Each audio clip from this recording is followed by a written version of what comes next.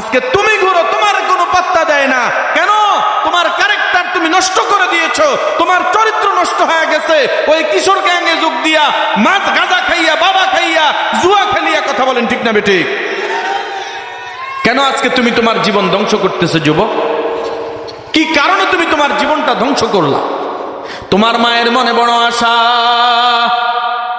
বাবার মনে বড় আশা, খুকারে লালন পালন করছে। এই আমার দিকে এখন আমি আছি তো, তোমার লালন পালন করছে বড় আদর কইরা, বড় মায়া কইরা, আশা কইরা ছেলেটা বড় হবে, চাকরি করবে, টাকা কামাবে, আমি বাবার মুখে হাসি ফুটাবে, তার মায়ের মুখে হাসি ফোটাবে। কথা বলেন ঠিক না বেঠিক? কিন্তু হাসি ফোটানোর জায়গায় ওই ছেলেটা কিশোর গ্যাংয়ে যোগ দিয়া শেষ পর্যন্ত গুলি খায়, অস্ত্র খায়, মায়ের বুক খালি হয় ওর। কথা বলেন ঠিক না বেঠিক? কার পিছনে তুমি ঘুরো? তুমি যেই নেতার পিছনে ঘুরো, ওই নেতার ছেলে লন্ডনে পড়ালেখা করে। ওর কথা কন না? তুমি নেতাল্লাই রক্ত দাও তুমি, আর নেতার ছেলে বিদেশে পড়ালেখা করে, ডিগ্রি নিয়ে আসে, সে আবার ব্যারিস্টার হবে, সে এমপি হবে, সে মন্ত্রী হবে, আর তুই কবরে চলে যাবে। কথা কন ঠিক না বেঠিক? তোমার স্ত্রী হবে বিধবা, তোমার সন্তান হবে ইয়াতীম। এরে মুসলমান যুবক ভাই, হাতে পায়ে ধরে বলে যায়, নিজের জীবনকে গড়ার চেষ্টা করো, নিজের জীবনকে সুন্দর করার চেষ্টা করো। খবরদার কুপথে হাঁটিয়া, অন্য পথে হাঁটিয়া নিজের জীবন ধ্বংস করিও না। তুমি একটা সুন্দর, একটা দিনদার মেয়ে বাছাই করবা, আগে নিজেকে প্রতিষ্ঠিত করবা, তারপরে দিনদার মেয়ে বাছাই কইরা তুমি বিবাহ করো। ওই বিবাহের মাধ্যমে আল্লাহ রাব্বুল আলামিন তোমারে নেককার সন্তানের বাবা বানায়া দিবে। প্রিয় ভাইরা আমার, নবী আলাইহিস সালাতু ওয়াস সালাম বিদায় হজে আরাফাতের ময়দানে সকল সাহাবায়ে কেরামকে একত্রিত করেছেন। কি করেছেন? একত্রিত করে নবীজি জিম্মাদারির ব্যাপারে তাদেরকে স্বীকারোক্তি নিচ্ছেন।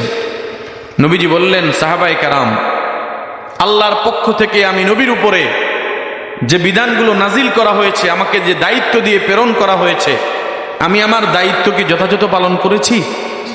আমি কি আল্লাহর বিধানগুলো তোমাদের নিকটে পৌঁছাইতে পারছি?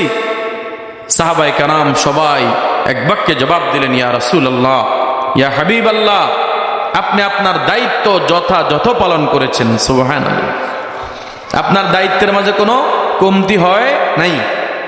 মুসলমান ভাইয়েরা আমার, আমার আপনার নবী, বিশ্ব নবী মুহাম্মদুর রাসূলুল্লাহ সাল্লাল্লাহু আলাইহি ওয়াসাল্লাম তখন আকাশের দিকে শাহাদাত আঙ্গুলি উড্ডীন করে বললেন, আল্লাহুম্মা শাহাদ, আল্লাহুম্মা শাহাদ, আল্লাহুম্মা শাহাদ। আয় আল্লাহ, আপনি সাক্ষী থাকেন, আমার সাহাবীরা বলেছে আমি আমার দায়িত্ব আদায় করেছি, আমি আমার দায়িত্ব যথাযথ পালন করেছি গো মালিক। আপনি সাক্ষী থাকেন, আপনি সাক্ষী থাকেন, আপনি সাক্ষী থাকেন, 3 বার বলেছেন। কয়বার? জোরে বলেন, কয়বার? এখানে বুঝার বিষয় হলো নবীজি কেন 3 বার আল্লাহকে আবার সাক্ষী রাখলেন? সাহাবায়ে কেরাম তো সত্যবাদী। কথা বলেন, সাহাবায়ে কেরাম সাপোর্ট দিছে না, স্বীকারোক্তি দিছে না, এরপরে আল্লাহকে আবার সাক্ষী রাখছেন কেন? ও মুসলমান ভাইয়েরা আমার, আল্লাহর নবী সাল্লাল্লাহু আলাইহি ওয়াসাল্লামের অন্তরে দায়িত্বের বড় ভয়। কিসের ভয়? কারণ দায়িত্বের ব্যাপারে কিয়ামতের ময়দানে আল্লাহর দরবারে সবাইকে জবাব দেওয়া লাগবে কি লাগবে না? এ মুসলমান ভাইয়েরা আমার, যে যত বড় দায়িত্বশীল তার তত বড় জিম্মাদারি, এবং সে তত বড় প্রশ্নের সম্মুখীন হবে কিয়ামতের ময়দানে। ঠিক নেই? কথা বলেন ঠিক নেই? আজকে আমরা তো দায়িত্ব পাওয়ার জন্য পাগল হয়ে যায়। কথা বলেন না কেন? সভাপতি হওয়ার জন্য পাগল, সেক্রেটারি হওয়ার জন্য পাগল, এরে মুসলমান, দেশের প্রধানমন্ত্রী হওয়ার জন্য পাগল পারা, একজন মন্ত্রী হওয়ার জন্য পাগল, এমপি হওয়ার জন্য কত দৌড়াদৌড়ি পাগল। ও মুসলমান ভাইয়েরা আমার, মনে রাখতে হবে যিনি প্রধানমন্ত্রী পুরা দেশের জিম্মাদার, এই পুরা দেশের জিম্মাদারির বিষয়ে তেনাকে আল্লাহর দরবারে জবাব দেওয়া লাগবে কি লাগবে না? পুরা দেশের ব্যাপারে তাকে প্রশ্ন করা হবে। দেশের যেই কোনো প্রান্তে অজপাড়া গায়ে যদি একজন মানুষ না খায়া ঘুমায়, সে যদি কোনো অভিযোগ করে, কিয়ামতের ময়দানে সে ব্যাপারেও এই প্রধানমন্ত্রীকে জবাব দিতে হবে। আজকে নেতাকে খবর আছে নাকি? এমনিতে না প্রধানমন্ত্রী হওয়ার লাই পাগল, এমনিতে না মন্ত্রী এমপি হওয়ার জন্য পাগল, কিয়ামতের ময়দানে ধরাটা কি হবে? কথা বলেন ঠিক না বেঠিক? অপ্রিয় ভাইয়েরা আমার, যিনি একজন মন্ত্রী একটা বিভাগের দায়িত্বশীল, যিনি একজন এমপি একটা আসনের দায়িত্বশীল, যিনি একজন চেয়ারম্যান একটা ইউনিয়নের দায়িত্বশীল, যিনি একজন মেম্বার একটা ওয়ার্ডের দায়িত্বশীল, আমরা যারা এখানে চেয়ারম্যান, মেম্বার, এমপি, মন্ত্রী না, আমাদের কিছু জিম্মাদারি আছে কি নাই? আপনারা যারা এখানে আছেন প্রত্যেকেই স্ব অবস্থানে এক একজন এক একটা ডিপার্টমেন্টের দায়িত্বে নিয়োজিত, আমরা সবাই আছি। কথা কোন ঠিক না বেঠিক? আপনি একটা ঘরের মালিক, ওই ঘরের দায়িত্বশীল আপনি, আপনি স্ত্রীর মালিক, আপনি আপনার স্ত্রীর জিম্মাদার, আপনি দুই সন্তানের বাবা, এই দুই সন্তানের দায়িত্বশীল আপনি, এদের ব্যাপারে আল্লাহর দরবারে আপনাকেও জবাব দিতে হবে। এরে মুসলমান, দায়িত্বে অবহেলা করা যাবে না। আমার নবীজি যদি এত কঠিনভাবে দায়িত্ব পালন করার পরেও নবীজির অন্তরে বড় ভয়, কিয়ামতের ময়দানে আল্লাহর দরবারে কি জবাব দেব? ও মুসলমান ভাইয়েরা আমার, যারা বাবা মা রয়েছেন, আপনারা আপনাদের সন্তানের জিম্মাদার। এ সন্তানেরা, তুমি তোমার বাবা মায়ের জিম্মাদার। কিয়ামতের ময়দানে বাবা মায়ের ব্যাপারে সন্তান জবাব দিতে হবে যদি খেদমত না করে। কথা বলেন? বাবা মায়ের সাথে যদি সুন্দর আচরণ না করে, বাবা মায়ের খেদমত যদি না করে, তাহলে সন্তানকে কিয়ামতের ময়দানে জবাব দিতে হবে। আবার বাবা মা যদি তাদের দায়িত্ব পালন না করে, এই বাবা মাকেও কিয়ামতের ময়দানে আল্লাহর দরবারে জবাব দিতে হবে। কথা কোন ঠিক না বেঠিক? তবে আমার প্রশ্ন হলো, এখানে আমরা বিভিন্ন জায়গায় সারা দেশে যখন ঘুরি, আমাদেরকে বলে হুজুর মাতা পিতার হকের আলোচনা করেন, মাতা পিতার সম্পর্কে আলোচনা করেন।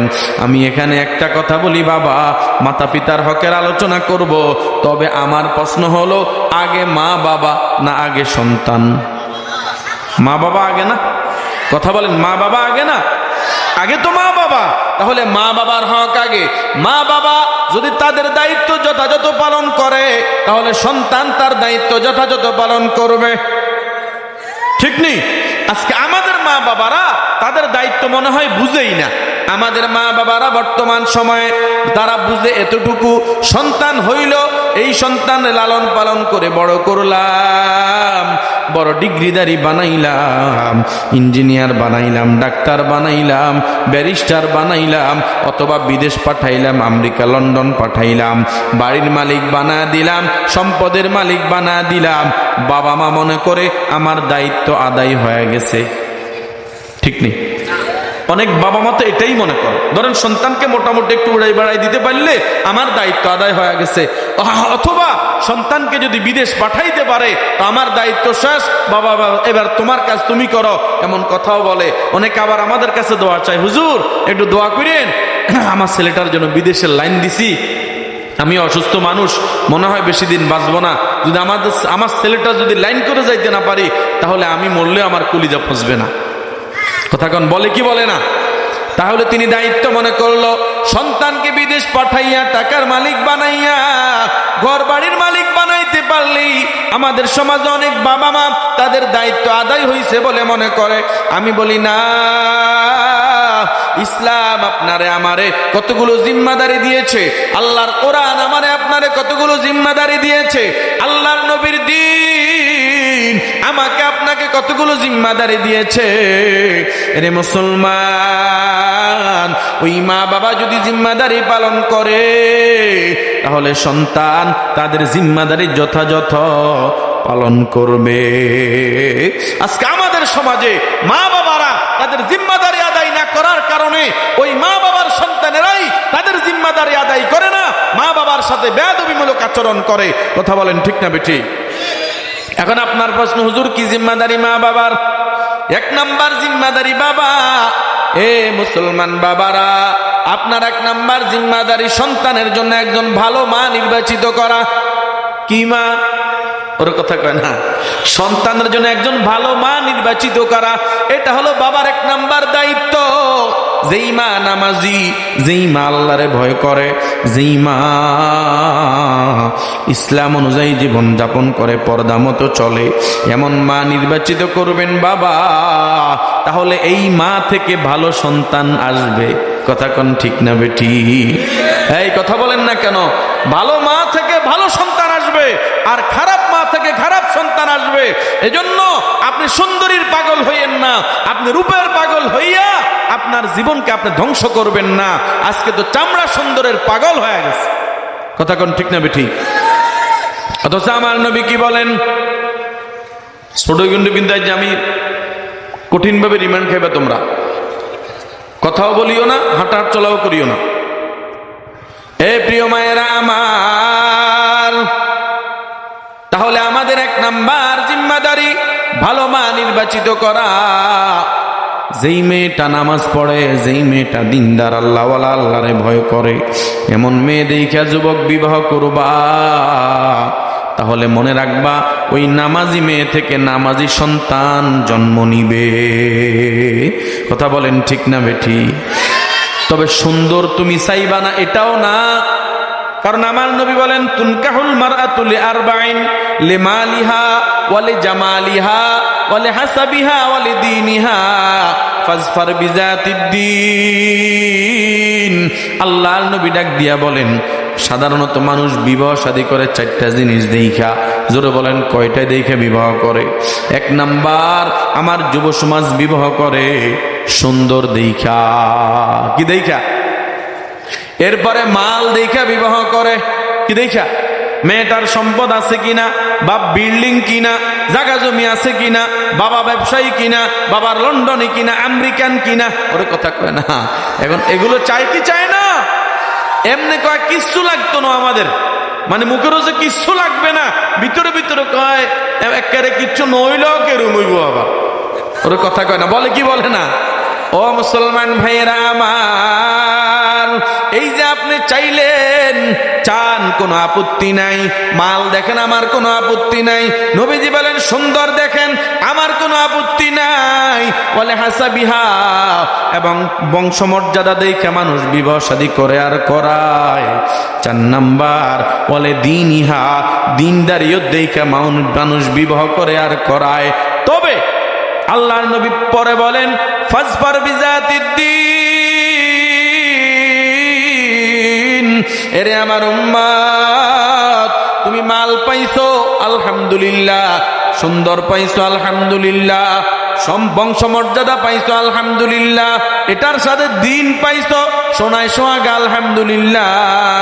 তবে তুমি মাল পাও নাই, তুমি সম্পদ পাও নাই, সুন্দরী মেয়ে পাও নাই, বংশমর্যাদাবান কোনো মেয়ে পাও নাই, তুমি একটা দিনদার মেয়ে পাইছো, যেই মেয়েটা নামাজি, যেই মেয়েটা নামাজ পড়ে পর্দা মতো চলে, যেই মেয়েটা আল্লাহর ভয় নিয়ে চলে, যেই মেয়েটা মা বাবার খেদমত করে, মা বাবার কথার বাহিরে, ঘরের বাহিরে একটা কদম দেয় না, বেগানা পুরুষের সাথে ঘুরে ঘুরে সময় কাটায় না, এমন দিনদার মেয়ে যদি পাও, নবী বলে ফাজফার বিজাতিদ্দীন, এমন মেয়েকে বিয়ে কইরা তুমি কামিয়াব হয়ে যাও। সুবহানাল্লাহ বলবেন না? দিনদার মেয়েকে বিয়ে কইরা তুমি কামিয়াব হও। এরে মুসলমানের দল, এই জন্য আমি আপনাদের খেদমতে বলি, হে যুবক, কি প্ল্যান প্রোগ্রাম করে আসো? এখন তোমারে কি বলবো, তোমার সিট তো বুকিং, খালি নেই।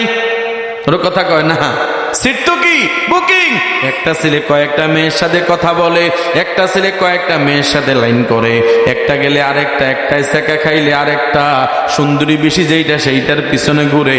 তবে খবরদার যুবক, রূপসীর পিছনে ঘুরলেই হবে না, তোর এখনো বিয়ের বয়স হইছে নি, তাকায় দেখা দরকার। ওর কথা কন না কেন? বিয়ের বয়স হয় নাই, এ রূপসীর পিছনে ঘুরে নাচানাচি করে, প্রস্তাব পাঠায়। কেমন প্রস্তাব? ওই অমুক এমনে এমনে অমুকের হুতে একটা প্রস্তাব কইছে, তোর মেয়ে ককে কই আমাদের দক্ষিণ বাড়ির অমুকে কিত্ত জিগা ওই সোয়ানি বাজারে সেদিন কিলে কিলির ধরা খাইছি জ্ঞানী। ওর কথা কয় না, ককে জিগা সোয়ানি বাজার গাঁজা খাই বাবা খাই পড়ি রয়েছে, সেই ছেলের প্রস্তাব লই আইছ তুই, জীবনে আমার বাড়ির কাছে দি তুই আর ইচ্ছা। কথা বলেন ঠিক না বেঠিক? আমি আমার মেয়েকে এরকম লম্পট মেয়ের কাছে দিব না, লম্পট ছেলের কাছে বিয়ে দিব না। কথা বলেন ঠিক না বেঠিক? আমি আমার যুবক ভাইদেরকে বলি, যুবক ভাই, আজকে তোমার কারণে তোমার মা বাবার অসম্মান। আমি তোমার একটা পরামর্শ দিয়ে যাই, তুমি এই মুহূর্তে 14-15 বছর বয়সে বিয়ের জন্য নাচানাচি না করিয়া, মোবাইলের পিছনে না ঘুরিয়া, অন্যায় অপরাধ কিশোর গ্যাঙ্গের পিছনে না পড়িয়া, মাদকাসক্ত না হইয়া, জুয়ার আড্ডায় না মাতিয়া, তুমি একটা কাজ করো, একটা কর্ম করো, নামাজ পড়ো, একটা ব্যবসা করো, নামাজ পড়ো, একটা চাকরি করো। আমি কসম করে বলি, তুমি যদি প্রতিষ্ঠিত হতে পারো, ওই সুন্দরীর বাবা তোমার পিছনে ঘুরবে বিয়ে দেওয়ার জন্য।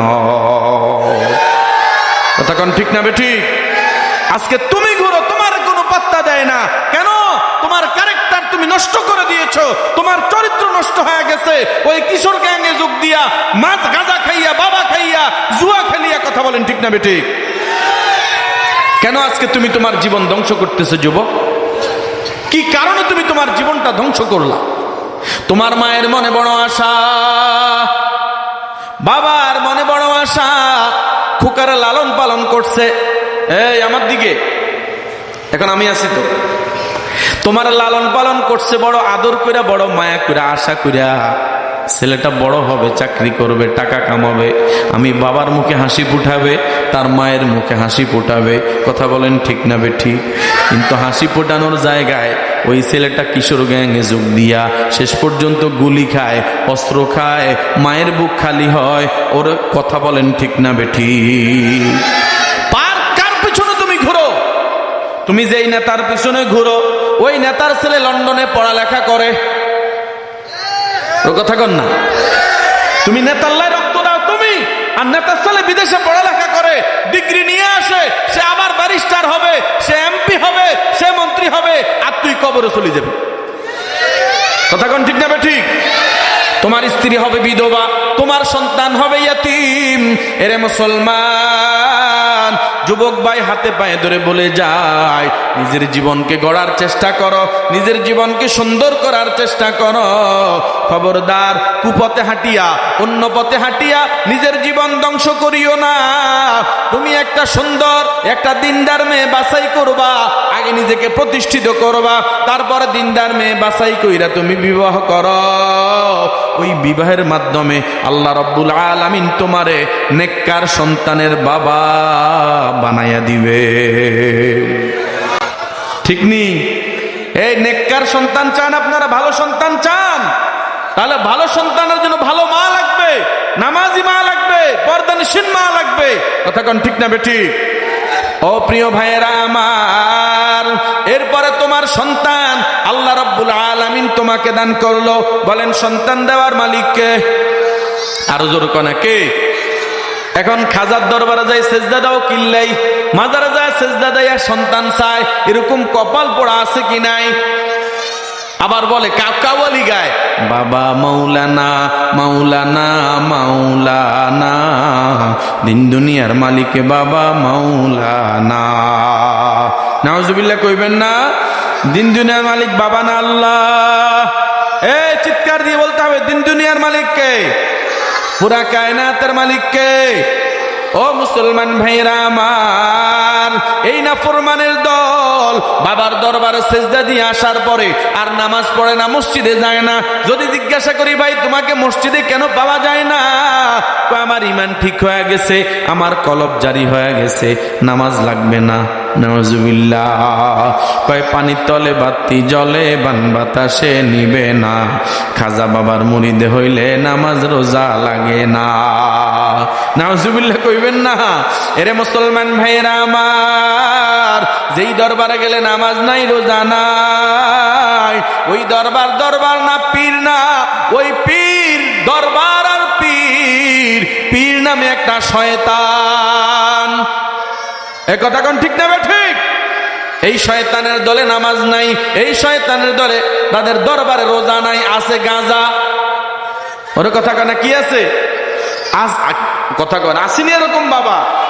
কয় বাবার ভিতরে অনেক কিছু আছে। হায়, বাবার মাথায় চুলের জট, পিঠে হলো সালার চট, আর হাতে হলো গাঞ্জার পট। আছে কি নাই বলেন? মানবো বাবার দরবারেতে কেউ ফিরে না খালি হাতে। আমি কই হাসা, খালি হাতে তো ফিরে না, ওই গাঁজা নিয়া গাঁজা টানতে টানতে ফিরে। কথা কোন ঠিক নেই? এরে মুসলমান ভাইরা আমার, সন্তান দেওয়ার মালিককে? এই চিল্লা বলেন, সন্তান দেওয়ার মালিককে?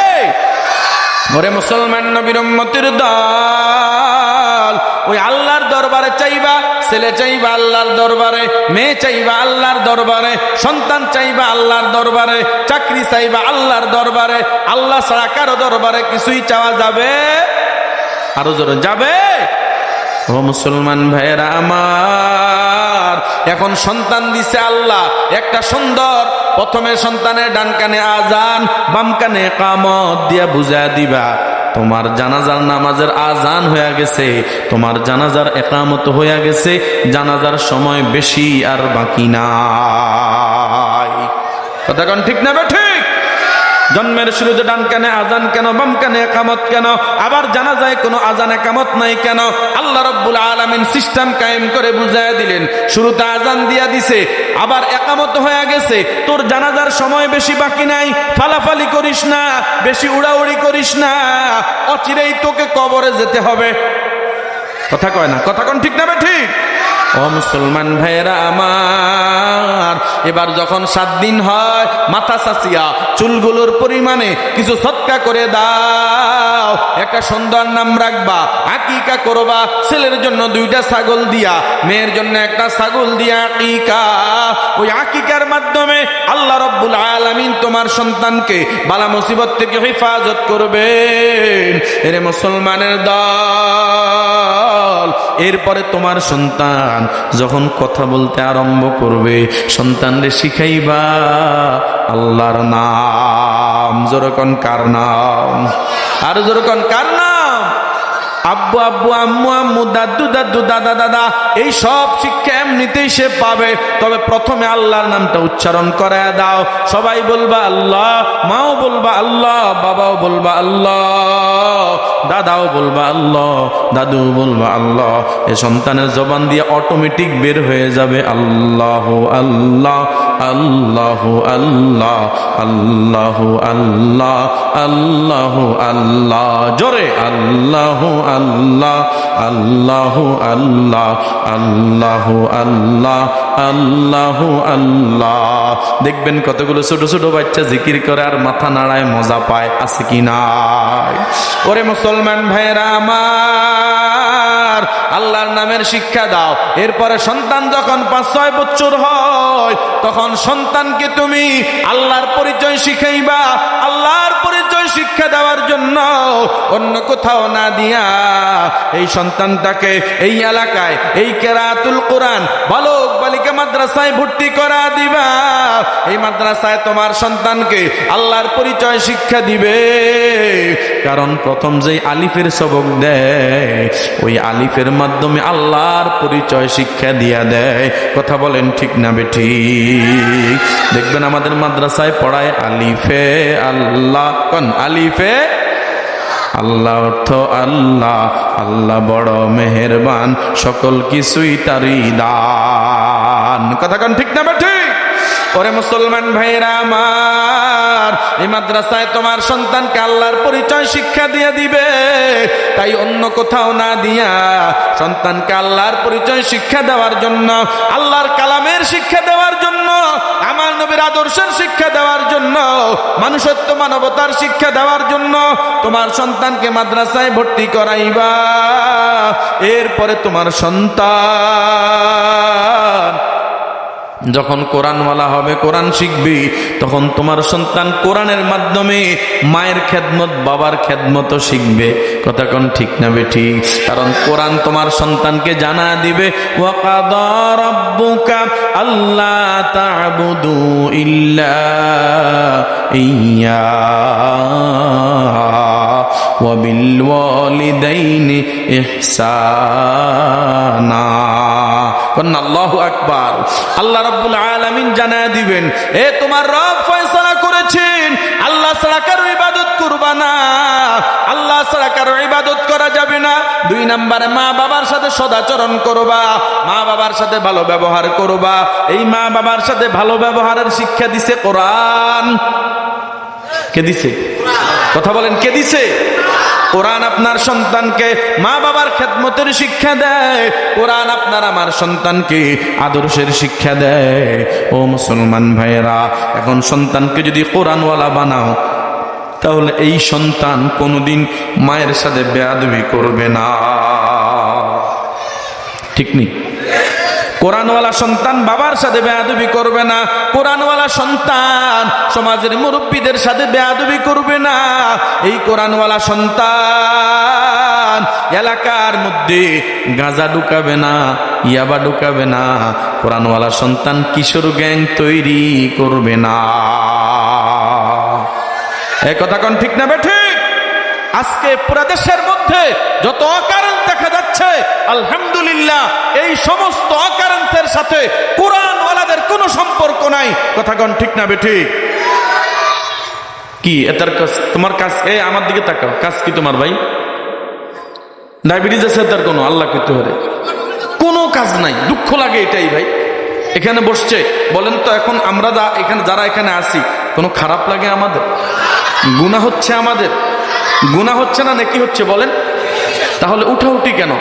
আমি খুব কষ্ট পাই, এটা আমার বদ অভ্যাসও হতে পারে। মানে আমার সামনে থেকে উঠলে এটা আমি কষ্ট পাই। আমি মেহমান, আমার কষ্ট দিয়েন না, দিবেননি কষ্ট। আল্লাহ আমাদের সবাইকে আমলের তৌফিক দান করেন। জোরে বলেন না আমিন। প্রিয় ভাইয়েরা আমার, তাহলে আমি যে কথা বুঝাইতে চাই, এখন আপনি যদি আপনার দায়িত্ব জিম্মাদারি আদায় করেন, আপনি যদি আপনার সন্তানটার জন্য মা নেককার বাছাই করেন, সন্তানটারে যদি আপনি আল্লাহর পরিচয় শিক্ষা দিয়া আপনি যদি আপনার দায়িত্ব পালন করতে পারেন, এই সন্তান মৃত্যু পর্যন্ত আপনার দায়িত্ব পালন করবে। কথা বলেন ঠিক না বেঠিক? ও মুসলমান ভাইরা আমার, আজকে আপনি মনে করেন সন্তান রে বাড়ির মালিক বানাইলে দায়িত্ব শেষ। না মুসলমান, না। যে মালিক সন্তান দিল, ওই মালিকের পরিচয় শিক্ষা দেওয়া এটা আসল জিম্মাদারি। এটা কি আসল জিম্মাদারি? মালিকের সাথে সম্পর্ক করায় দেওয়া। এ মুসলমান বাবা, এরপরে আমার আপনার জিম্মাদারি, আমার আপনার দায়িত্ব, সন্তান যখন বড় হবে সন্তানকে বিবাহের ব্যবস্থা করে দেওয়া, বিবাহ করায় দেওয়া, এটা মা বাবার জিম্মাদারি। ও বাবারা, আজকে অনেক বাবা সন্তানকে বিবাহ দেরি করে, আছে কি নাই? দেরি করে কেন? এখনো বিয়ের বয়স হয় না। কি হয় না? ছেলের বয়স 28 হয়ে গেছে, 30 হয়ে গেছে, কয় বিয়ের বয়স হয় না। অনেকে আবার চাকরি না পাইলে বিয়ে করায় না, ভালো বেতন না হইলে কয়েকে কতুন খাওয়াইব। কথা কয় না, এই 10,000 টাকা চাকরি করে কতুন খাওয়াইব। আমি বলি মুসলমান, আমার আল্লাহ ডাক দিয়া বলেন, ওয়া ইয়াকুনু ফুকারা ইউগনিহিমুল্লাহ।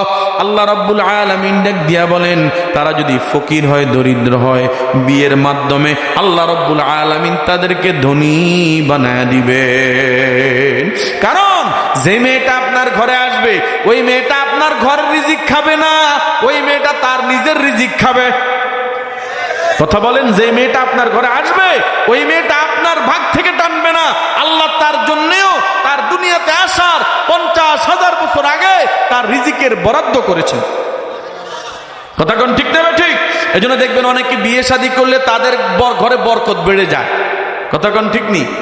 আগে ছিল, যেটা আমাদের অবস্থাও এমন, যখন ছিল বেতন 3000, বিয়ে করার পরে 6000, যখন ছিল 10,000, বিয়ে করার পরে 20,000, শুধু বাড়ে বাড়ে। কারণ এটা আমার রিজিক না, এটা আমার মাধ্যমে আল্লাহ রাব্বুল আলামিন আমার সন্তানের রিজিক পাঠায় দেন। কথা বলেন ঠিক না ঠিক? ও মুসলমান ভাইয়েরা আমার, এজন্য আমি সন্তানদেরকে বলে যাই, বাবা তোমার দায়িত্ব পালন করেছে, তোমাকে দিনদার বানাইছে, তোমাকে কোরআন শিখাইছে, তোমার এখন চাকরি বাকরি দিয়া তোমার বিবাহ শাদী করায়া দিছে। রে বাবা, এরে সন্তান, এবার তোমার জিম্মাদারি ওই মায়ের সাথে সুন্দর আচরণ করা, ওই বাবার সাথে সুন্দর ব্যবহার করা। ওই বাবার কখন কি প্রয়োজন, এই শীতের রজনীতে বাবার কি প্রয়োজন, গরম পানির প্রয়োজন, গরম পানির ব্যবস্থা করে দেওয়া। এই শীতের রজনীতে কম্বলের প্রয়োজন, কম্বলের ব্যবস্থা করে দিবা। এ মুসলমান ভাইয়েরা আমার, বাবার গরম খাবার প্রয়োজন, বাবারে গরম খাবারের ব্যবস্থা করে দিবা। এরে মুসলমান, বাবার সাথে সুন্দর আচরণ করবা, মায়ের সাথে সুন্দর আচরণ করবা। এই সুন্দর আচরণ দিয়া জান্নাত কামাই করবা। সুবহানাল্লাহ বলেন না? নবীজি বলেন, হুমা জান্নাতুকা ওয়া হুমা নারুকা, তোমার মা বাবা তোমার জন্য জান্নাত।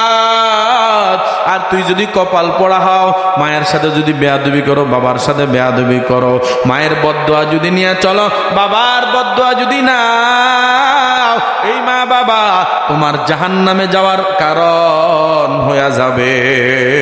মা বাবার বদদোয়ায় তুই দুনিয়াতেও শান্তি পাইবা না, পরকালে তুই আল্লাহর জান্নাত পাইবা না। এরে মুসলমানের দল, মা বাবাকে কোনোদিন ঝাড়ি মারি কথা বলিও না। ফালা তাকুল্লাহুমা উফি ওয়ালা তানহারহুমা। আমার আল্লাহ ডাক দিয়া বলেন, বান্দা বান্দি, মা বাবা বৃদ্ধ হয়ে গেছে, একটু মাথার মধ্যে, মা বাবা তোমার জন্য বৃদ্ধ বয়সে পৌঁছে গেছে কষ্ট করতে করতে, এখন তুমি মা বাবার সাথে কোন রকমে বেয়াদবি করবা না, একটু কড়া কথা বলবে, গরম কথা বলবে, জাড়ি মারিও না, উফ বলে এমন কথা বলিও না। ওরে মুসলমানের দল, এখন তুমি আর আমি এইভাবেই যদি মায়ের খেদমত করতে পারি, দুনিয়াতে পাবে সম্মান, আর পরকালে পাবে তুমি জান্নাত। সুবহানাল্লাহ বলেন না? ও মুসলমান ভাইয়েরা, মা বাবার দায়িত্ব বললাম, সন্তানের দায়িত্বের কথা বললাম, দায়িত্ব পালন করবা, দুনিয়াতেও সম্মান, পরকালেও জান্নাত পাইবা। আমার নবী যখন এমন কথা বললেন, এমন কথা বলার সাথে সাথে আল্লাহ রাব্বুল আলামিন আমার তিলাওয়াতকৃত আয়াত নাজিল করে দিলেন। সুবহানাল্লাহ। আল্লাহ পাক রব্বুল আলামিন বলেন, আল ইয়াউমা আকমালতু লাকুম দীনাকুম ওয়া আতমামতু আলাইকুম নি'মাতি ওয়া রাদিতু লাকুমুল ইসলাম দীনা।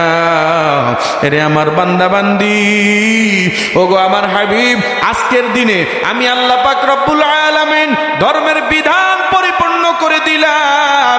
আল্লাহ বলেন, ধর্মের বিধান আমি আল্লাহ পরিপূর্ণ করে দিলাম, এবং ইসলামকে নেয়ামত আমি আল্লাহ তোমার উপর পরিপূর্ণ করে দিলাম। ও মুসলমান ভাইরা, যখন আয়াত নাজিল হয়ে গেছে আরাফাতের ময়দানে, মনে আসেনি? ওর কথা কেনা কোত্থেকে আসছি মনে আসেনি? নবীজির জিম্মাদারি থেকে আসছি।